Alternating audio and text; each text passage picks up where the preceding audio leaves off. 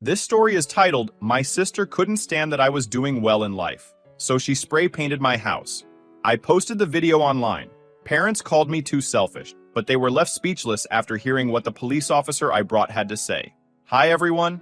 Before we dive in, a quick favor. If you enjoy content like this, please hit the subscribe button. It's free, supports the channel, and makes sure you never miss out on amazing videos. All right, let's get started. Hey everyone, so I've been holding on to this story for a while, and honestly, it still gets under my skin every time I think about it. Family drama and all that garbage, it's been my reality for as long as I can remember. I've got a younger sister, Jenna, who's 26 female now. I'm 30. We don't get along, and honestly, I don't think we ever will. She's been the center of attention since day one, and I've always been the guy left standing on the sidelines. When we were kids, I didn't think anything was off at first. My parents used to be super supportive of me. I still remember my mom cheering like crazy at my soccer games, and my dad bragging about my school projects to the neighbors. But everything changed when Jenna was born. Suddenly, it was like I didn't exist anymore. I tried hard to stay relevant. I started studying hard and getting straight A's and joining clubs. Not because I loved those things, but because I thought maybe, just maybe, I could earn back a little of their attention. But I didn't. No matter what I did, Jenna was always the star of the show. And the crazy part, she didn't do anything special to earn it. She just had this way of soaking up all the attention, even when it wasn't supposed to be about her. Let me give you an example. My 18th birthday. My parents threw me a party, and for once I thought, hey, maybe today will actually be about me. Midway through the party, we get a call from the police. Jenna, who was 14 at the time, had been caught vandalizing some property with her friends. Her friends ran off, but Jenna got caught. My dad, being a cop, pulled some strings and got her off with a warning. By the time they brought her home, the party vibe was completely gone. I just sat there cutting my cake by myself while my parents lectured Jenna in the kitchen. And that wasn't even the worst of it. There was a final straw that changed everything. When I was 21, I just landed my first real job, and I was so excited. I came home ready to celebrate with my family, but Jenna had other plans. She shows up with her high school boyfriend and announces that they're engaged. This despite the fact that she was only 17. And just like that, my celebration turned into an engagement party. I was absolutely pissed, but when I tried to talk to my parents about how unfair it was, they dismissed me, told me I was overreacting and that I should be happy for Jenna. That was the day where I didn't stay silent and decided I was done. I cut ties with my family after that. I know it sounds extreme, but I couldn't take it anymore. They never took my side, never stood up for me. It was always about Jenna. I didn't want to be part of a family where I was treated like an afterthought. The thing is, Jenna thrived on this dynamic. She loved being the center of attention, and she didn't care who she had to step on to stay there. Every time I achieved something, she found a way to one-up me or shift the focus onto herself. And my parents let her get away with it every single time. After I walked away, they tried to reach out a few times, sent some texts, left some voicemails, but I ignored them. It's been 9 years now, and I haven't spoken to them since. I heard bits and pieces about Jenna through the grapevine, mostly from relatives who still keep in touch with my parents. Apparently, she called off that engagement a few weeks later. Shocking, right? Turns out it was just another stunt to grab attention. Classic Jenna. Looking back, I realize how much their favoritism messed with my head. It's not like I wanted to be the favorite or anything. I just wanted to feel like I mattered, like my achievements were worth something. But no matter what I did, Jenna always managed to overshadow me. And my parents? They encouraged it, whether they realized it or not. The thing about Jenna is that she's not just selfish. She's manipulative. She knows exactly how to play people, how to get them on her side. My parents were her biggest enablers. Every time she screwed up, they were right there to clean up her mess. Meanwhile, I was left to fend for myself. It wasn't easy walking away from my family, but it was necessary. I needed to put some distance between us to focus on myself for once. I started fresh. I got serious about my career, saved every penny I could, and poured my energy into building a life I could be proud of. My first goal was moving out of the apartment I'd been stuck in since college. It wasn't bad, but I wanted something that felt more like mine. 2 years ago, I finally made that happen. I bought a house. Not just any house. A place that screamed, "This is what I've worked for." It had everything I wanted. Space, privacy, and a fresh start. Moving into that house felt like crossing a finish line. I'd made it, but I wasn't naive enough to think I could let my guard down completely. Family has a way of creeping back in, whether you want them to or not. So I made it clear to everyone, extended relatives, old family friends, you name it, that my new address was off limits. I didn't want my parents or Jenna showing up unannounced. I wasn't about to let them ruin this new chapter of my life. Meanwhile, life for Jenna wasn't going so great. I didn't have direct contact with her, obviously, but people talk. From what I heard, her big business venture a few years ago was a complete disaster. She'd tried to start some kind of event planning company, which honestly is laughable considering how disorganized she is. It didn't take long for the whole thing to go under, leaving her drowning in debt. And of course, Mom and Dad were there to bail her out, just like always. Jenna's failure didn't stop there. I'd heard whispers about her borrowing money from friends and even getting tangled up in some shady dealings. Nothing concrete, but enough to paint a picture of someone who was desperate and reckless. Now, I'd recently been featured on the cover of a local business magazine. Apparently, it had sparked a lot of conversations among our relatives. Jenna probably heard about it too, and I can only imagine how much that stung. She's always needed to be the star, and seeing me succeed must have been a punch to her ego. Then came the graffiti incident. 6 days ago, I was heading out for the evening when I saw it. My house, my sanctuary, the one thing I'd worked so hard to make mine, was covered in hateful, ugly words sprayed in bright red paint. It was everywhere. The front walls, the garage door, the windows, and even my carefully painted front door. Words like fraud, bitch, and loser were scrawled across my property in chaotic, jagged letters. It wasn't just vandalism, it was a personal attack, a direct hit on everything I'd built for myself. I stood there frozen, my keys dangling in my hand. I tried to process what I was seeing. My first thought was, why? What did I do to deserve this? I felt a mix of anger, confusion, and heartbreak, all swirling into one overwhelming storm. As I walked closer, I noticed smaller details. The paint was still wet, dripping down the walls in uneven streaks. Whoever did this had just been here. My mind raced. Was it random? A neighbor with a grudge? But then I saw something that made my blood run cold. A faint trail of muddy footprints leading away from the scene, toward the sidewalk. They were small, like a woman's shoes. Suddenly, the pieces clicked together. I stormed inside and went straight to the security cameras. I'd installed them for peace of mind, never really thinking I'd need them for something like this. My hands shook as I rewound the footage, desperate to know who had done this. And there she was, Jenna. She'd tried to disguise herself with a hoodie, but I'd recognize her anywhere. The way she moved, the little glance she threw over her shoulder, it was unmistakable. The cameras caught her face just enough to leave no doubt, but that wasn't all. As I stared at the screen, I noticed something else. Her handwriting. The jagged, messy letters on the walls matched exactly with the notes she used to leave around the house when we were kids. She used to write me nasty messages and slip them under my door whenever we fought. It was like her calling card. The realization hit me like a ton of bricks. Jenna didn't just want to hurt me, she wanted to make sure I knew it was her. At first, I didn't know what to do. My gut reaction was to call the cops. Vandalism is a crime, and she needed to face the consequences. But then I remembered who I was dealing with. Dad might be retired now, but he still had plenty of friends in the police department. Jenna had been using those connections to dodge accountability for years. I knew exactly how it would play out. I'd file a report, Dad would make a few calls, and Jenna would walk away without so much as a slap on the wrist.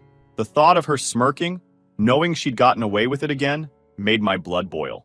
That wasn't good enough for me. I decided to handle it my way. I grabbed my phone and started documenting everything.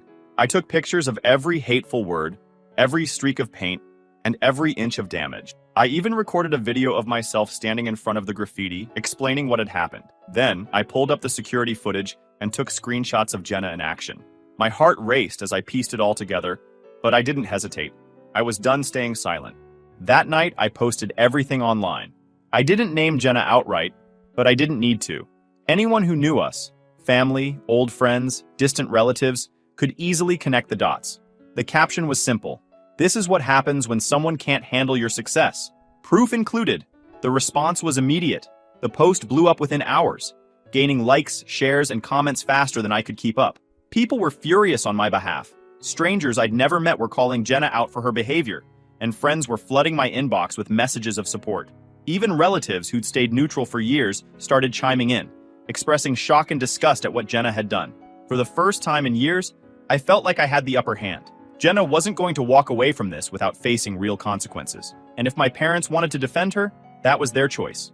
But they'd have to live with the fallout.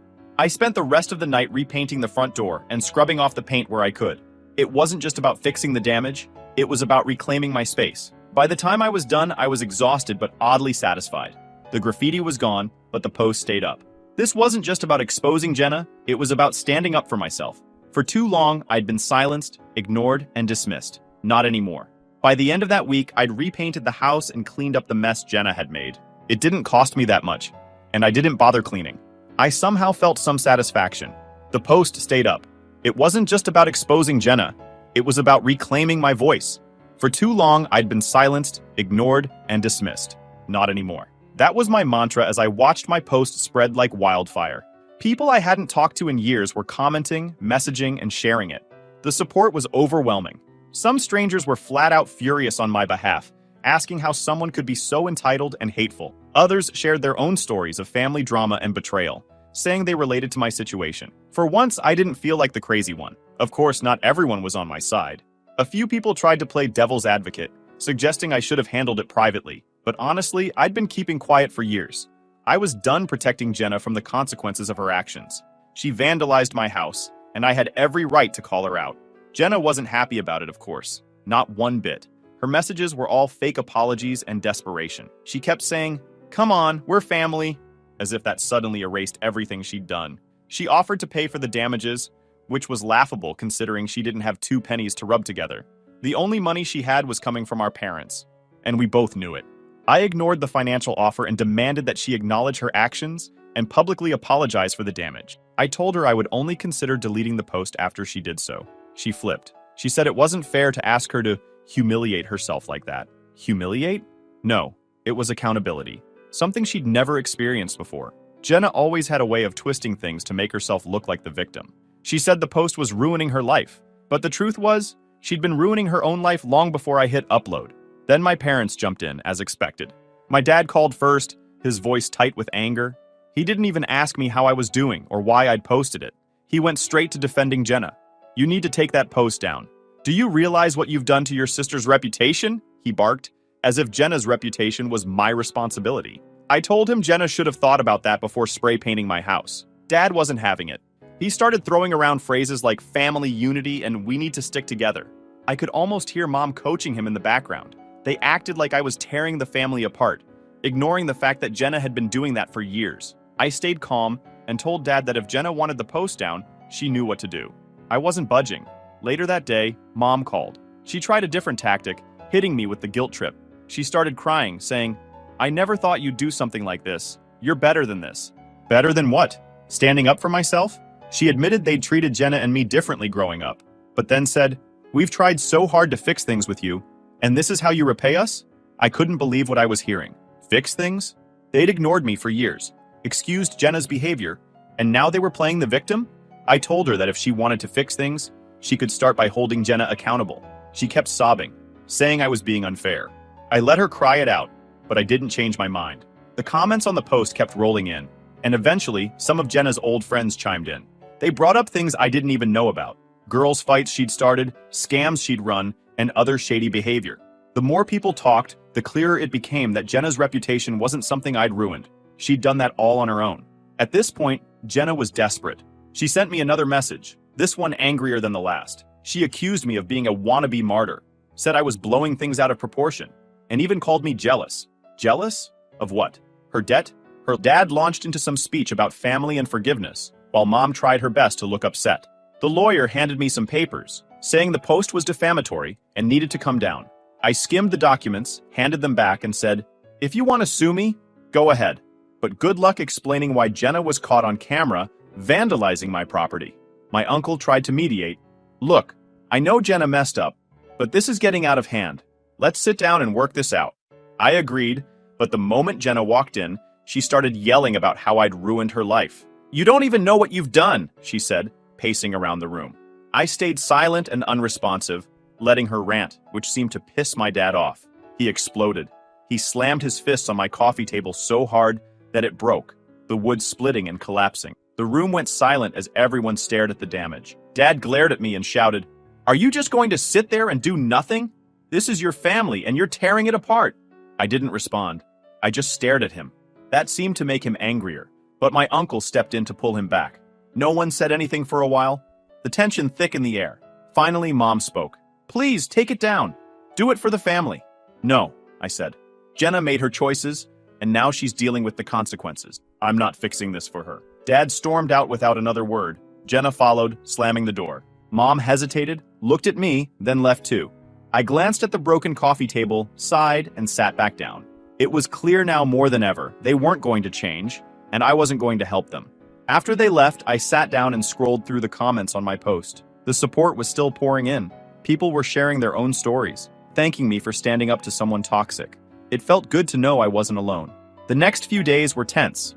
Jenna kept sending me messages, ranging from fake apologies to outright threats. "You're ruining my life," one read. Another said, "If you don't take it down, I'll make sure you regret it." Classic Jenna, always trying to bully her way into getting what she wanted. I didn't respond. Engaging with her felt like pouring gasoline on a fire. Then, things escalated. My uncle called and tried to play mediator again. "Listen," he said, his tone way too calm for my liking. "Jenna's struggling right now. You have no idea what this post is doing to her." "Struggling?" I shot back. "She vandalized my house and you're worried about her feelings? Maybe she should have thought about that before grabbing a spray can." My uncle sighed, clearly frustrated. "It's not just about her, you know. Your dad's reputation is on the line too. People are starting to talk." That part got my attention. I hadn't even thought about how this might blow back on my dad. He'd spent years covering for Jenna, and now it was catching up to him. But instead of feeling bad, I felt vindicated. For once, their perfect little facade was cracking. The next day, Jenna showed up at my house, pounding on the door hard enough to wake the neighbors. I opened it, and before she could push her way in, I stepped in front of her, blocking her path. "What do you want, Jenna?" I asked, keeping my tone firm. "We need to talk," she said, trying to sidestep me. "You're not coming in. Say whatever you have to say right here," I replied, standing my ground. She looked annoyed but didn't argue. "Fine. That post? You need to take it down. Now." I crossed my arms. Not happening. Her frustration was written all over her. She glanced behind me, as if weighing her chances of barging past. "You've ruined everything. My life, my reputation. Do you even care? Did you care about my house when you vandalized it? Did you care about my life or reputation then?" I asked, holding her gaze. She threw her hands in the air. "This isn't fair. You don't know what I've been through." I took a step forward, closing the gap. "You're right. I don't. But that's not my problem, Jenna. You made your choices, and now you're dealing with the consequences." Her eyes darted to the side, looking for something to latch onto. I saw her glance at a flower pot on my porch, her hand twitching like she might grab it. Before she could, I stepped in front of it. "Don't even think about it." She let out a sharp breath, then took a step back, clearly frustrated. "You think you're so much better than me, don't you? Sitting here in your perfect little house, acting like your life is so great.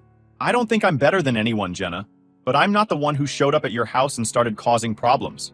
You don't get to make a mess and then blame me for the cleanup." Her mouth opened, then closed like she wanted to argue, but couldn't find the words.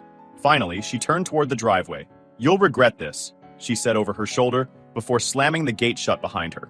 I stood there for a moment, watching her storm off. I wasn't angry, not anymore. I just felt tired. Jenna had spent years trying to pull me into her chaos, but this time I wasn't letting her. If she wanted to fix her life, that was on her. My job was to protect mine. Later that night, I got a call from my uncle. He sounded panicked. "Jenna's talking about legal action," he said. "She thinks if she sues you, you'll cave." "Let her try," I said. "She's got no case." "That's what I told her, but she's not listening," my uncle replied. "She's out of control and your parents aren't helping. They're still trying to protect her." I sighed, feeling the weight of it all. That's their problem, not mine. I'm done cleaning up their messes. The showdown wasn't just between Jenna and me. It was me versus my entire family dynamic. I'd been the scapegoat for years, the one who was supposed to quietly accept being ignored and mistreated. But now, I had a voice, and I wasn't about to give it up. The next few days were quiet. Almost too quiet. Jenna stopped messaging me and my parents didn't show up again. I figure they are regrouping, trying to come up with a new plan. But I don't care. If they surprise me with anything new, I'll post an update. Final update. Hey guys, just like I promised you, I came back with an update since unexpected scandals started revealing. A few days after my uncle's call, my hunch was confirmed. My post had gained even more traction, and the comments were relentless. People were sharing it, dissecting the security footage, and even digging up more dirt on Jenna. It was like the internet had decided to be my personal investigator. Some of the stories coming to light were shocking, even to me. Apparently, Jenna had been involved in more than just vandalism. People were coming forward with tales of unpaid debts, shady business deals, and even accusations of drug dealing. Someone shared a screenshot of a group chat where Jenna had been bragging about getting away with stuff because of Dad's connections. That screenshot went viral, and suddenly, the story wasn't just about me. It was about a corrupt system that protected people like Jenna. The fallout hit my parents hard.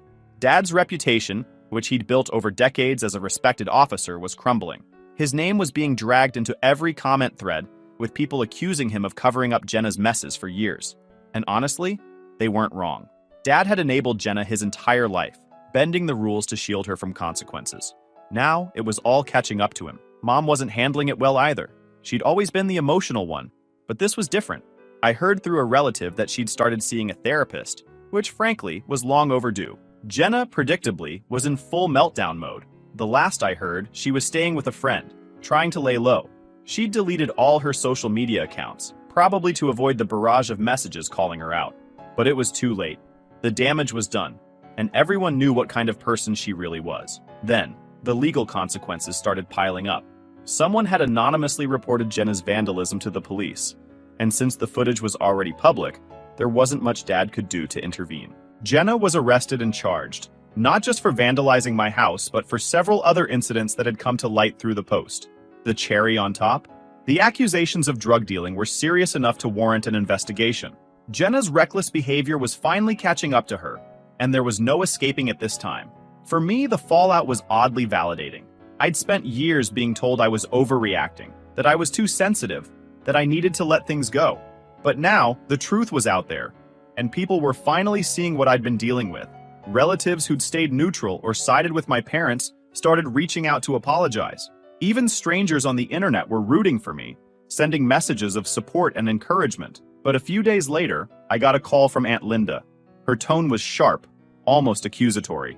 "Your post is causing drama," she said, like I hadn't noticed. "Your parents are beside themselves and Jenna's devastated. Maybe you should think about taking it down, for the sake of family peace." I let her words hang in the air for a second before replying. "Have you even seen the footage, Aunt Linda?" I asked, keeping my voice calm. There was a pause. "I don't need to," she said defensively. "This is a private matter. Airing dirty laundry online only makes things worse for everyone." I couldn't believe what I was hearing. Even with all the evidence, some people still wanted to protect Jenna. It wasn't about right or wrong to them. It was about keeping the family's image intact. Well, maybe if Jenna thought about that before vandalizing my house, we wouldn't be having this conversation, I shot back. Linda sighed, clearly frustrated. "You're not helping, you know. Your parents are under so much stress, and this isn't going to fix anything." "And coddling Jenna will?" I asked, my patience wearing thin. "I'm not taking the post down, Linda. If you're more worried about appearances than what Jenna actually did, that's on you. But don't expect me to play along." She muttered something under her breath and hung up, leaving me shaking my head. It was wild to me that even after seeing the proof, some people still thought I was the problem, despite how others see it. The real problem is that my parents still couldn't see the bigger picture. They kept blaming me for everything, insisting that if I'd just taken the post down, none of this would have happened. It was maddening. Jenna had made her own bed, and yet, somehow, I was the villain for refusing to clean up her mess. And since they chose their side, they had to deal with the consequences. The other night, I got a text from my uncle. "Your dad lost his job today," it read. I stared at the screen, unsure how to feel. Dad's involvement in covering up Jenna's antics had finally caught up to him, and the department had no choice but to let him go. Part of me felt sorry for him. He'd worked hard for that career, but another part knew this was the only way he'd ever learn. He'd spent years enabling Jenna, and now he was paying the price. Mom tried calling me that same night, but I didn't pick up. I wasn't ready to deal with her tears or her guilt trips. Instead, I sat on my couch, scrolling through the latest comments on the post. People were still sharing their own stories of dealing with toxic family members, and it was comforting to know I wasn't alone. For so long, I'd felt like the odd one out, like I was the problem. But now I realized I wasn't. I was just the only one brave enough to stand up to Jenna and my parents. The next day, I got another message, this time from one of Jenna's old friends. They thanked me for exposing Jenna, saying they'd been taken advantage of by her for years. "It's about time someone called her out," the message read. That hit me hard. Jenna hadn't just hurt me, she'd hurt so many people, and my post had given them the courage to speak up. Eventually, Jenna's case went to court. She pleaded not guilty, of course, but the evidence was overwhelming. Between the security footage, the group chat screenshots, and the testimonies from people she'd wronged, there was no way she was getting out of this. The judge sentenced her to 4 years in prison, with no chance of parole. It was a harsh sentence, but one she deserved. As for my parents, they'd gone quiet after the sentencing. I imagine they were embarrassed, maybe even angry, but there was no more denying the truth. Their golden child had turned into a disaster of their own making. Dad's career was over, Mom's emotional state was fragile at best, and their once perfect family image was shattered. It wasn't the outcome I'd hoped for when I first posted the footage, but I can't say I was surprised. Enabling someone like Jenna always comes with consequences.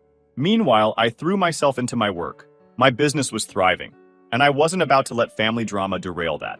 But as much as I wanted to leave everything in the past, there were reminders I couldn't ignore. Relatives who'd stayed quiet during the height of the drama started reaching out, offering support, and sharing their own grievances about Jenna and my parents.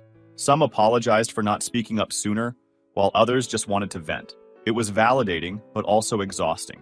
Everyone seemed to have a story about how Jenna had wronged them, or how my parents had let it happen. One day, I got a letter in the mail from Mom. It was long and handwritten, full of apologies for how things had turned out, for how she and Dad had treated me, and for not stepping in when Jenna's behavior got out of hand. But even as I read her words, I couldn't shake the feeling that something was missing. She didn't take responsibility for enabling Jenna. She didn't acknowledge the years of neglect I'd endured. It felt like a surface-level apology, one designed to ease her guilt, rather than truly make amends. Jenna, on the other hand, had stayed completely silent. I hadn't heard a word from her since her sentencing, and I didn't expect to. Whatever relationship we might have had was long gone, and I was okay with that. Jenna had made her choices, and now she was living with the consequences. I didn't owe her anything. Not my forgiveness, not my understanding, and certainly not my time. As the months turned into a year, I focused on building a life that felt true to me. I traveled more, met new people, and even started dating again. It wasn't easy letting my guard down after everything I'd been through, but I was determined not to let my family's dysfunction define me. I deserved better, and for the first time in my life, I was giving that to myself. Looking back, it's hard to believe how much has changed. The person I was before all of this, the one who stayed quiet, who let Jenna and my parents walk all over her, feels like a strain. I'm not that person anymore, and I'm proud of the growth I've achieved. It wasn't easy, and there were days when it felt like the weight of it all might crush me. But I made it through, and I came out stronger on the other side. The post that started it all is still up. Not because I need the validation or the attention, but because it's a reminder of how far I've come. It's a symbol of the moment I took control of my life and stood up for myself. And while I don't dwell on it anymore, I'm glad it's there. A testament to my strength and resilience. Moving on doesn't mean forgetting. It means learning from the past, taking those lessons, and using them to build a better future. That's what I'm doing now. Jenna, my parents, and the chaos they brought into my life are just chapters in my story. Important ones, sure, but not the whole book. The best part? I'm finally in control of my own story, and for the first time, I'm genuinely excited about where it's headed. Thanks for sticking around and reading.